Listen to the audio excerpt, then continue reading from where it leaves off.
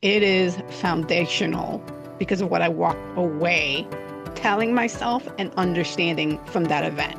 How I used to introduce this story was, let me share with you how I learned that you can be trapped by your fears or you can be freed by facing them. I started chasing after my fears.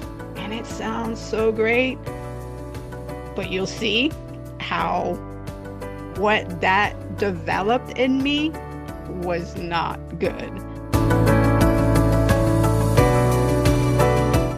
I'm ready to start sharing the stories of my identity development, my counterfeit identity from the world, how I was programmed by the world and by the enemy.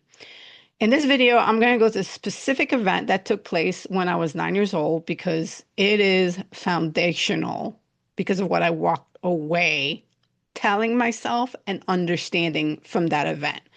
But before I get into that event, there are two things that happened when I was 6 years old that precede that event.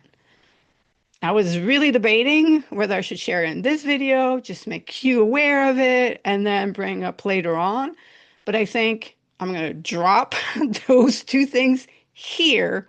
I will unpack them over time throughout the other videos.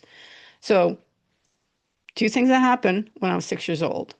One is that I had an open vision. I saw myself as a grown up, or I knew that I was a grown up, and I was on a stage, and in front of me was a sea of people. And I know that those people were there for me because I had something for them. That's all I remember from that vision. And I remember telling my mom about it, and she tried to explain it, but ultimately I walked away thinking, okay, well, this must be part of what God has for me. Second, also when I was 6 years old, my mom and dad got divorced. The way I found out that they were getting divorced is that I got a call from my grandmother who told me they were getting divorced, and she said that now I had to look after myself. It was up to me to take care of myself. Again, heavy stuff to receive when you're 6 years old, and there's a lot to unpack. I'm just not going to unpack it just now. What I want to get into is the story that laid the foundation for really who I became, or more specifically, what I built my counterfeit identity on. My hook, how I used to introduce this story was, let me share with you how I learned that you can be trapped by your fears or you can be freed by facing them. But since God has taught me better, the hook now to this story is, let me share with you how avoiding ever being trapped led me to the biggest trap of them all. I'm originally from Canada. I have two older brothers, three younger sisters. When I was a kid, one of my biggest fears were spiders. Now, as the oldest girl, I did have a fair share of chores to do to help out my stepmom. A lot of it was just helping out with cleaning after my brothers and sisters. And my stepmom was pretty specific how she wanted things clean.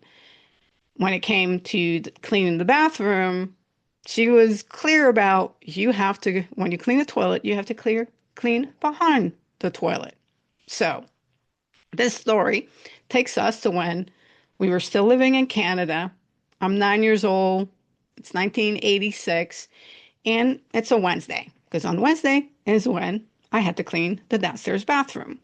So I come home after school, drop things off in my bedroom, and then I go into the bathroom to start cleaning. So I'm doing my thing. I'm cleaning the bathroom. I get to the toilet. I'm cleaning the toilet. And then I go to clean behind the toilet.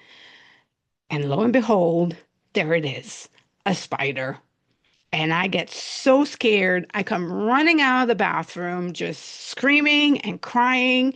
And my stepmom, she hears me. She comes running down to find out what's going on. So I tell her that there's a spider. She tells me that I need to get over this, that this is just unacceptable.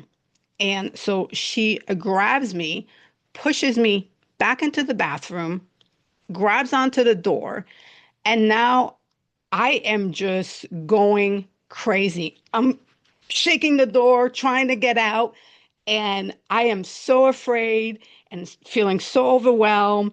And all of a sudden, out of the madness of what's happening, a voice speaks to me. And the voice says, you can be trapped by your fears, or you can be freed by facing them.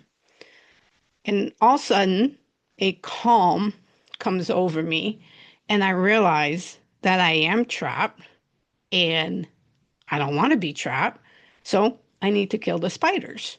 So I walk over to the toilet, shaking and scared, but I grab a bunch of toilet paper, get looking away. I get in there and I grab the spider, put it in the toilet, flush it, see it go down.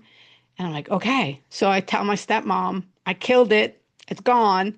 And she opens the door. As she walks in to check and see if the spider is gone, I run out.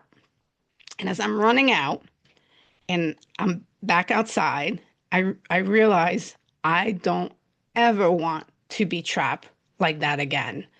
So I know that what I need to do is that I need to make sure that I face my fears. Wow, that is an intense event, right? Doesn't it just sound amazing that at 9 years old, even though I had to go through that, I learned this powerful lesson and gained this wisdom that I can be trapped by my fears or I can be freed by facing them. Because what ended up happening from that moment on is that I faced my fears. Later in life, especially after joining the Marine Corps, I started chasing after my fears.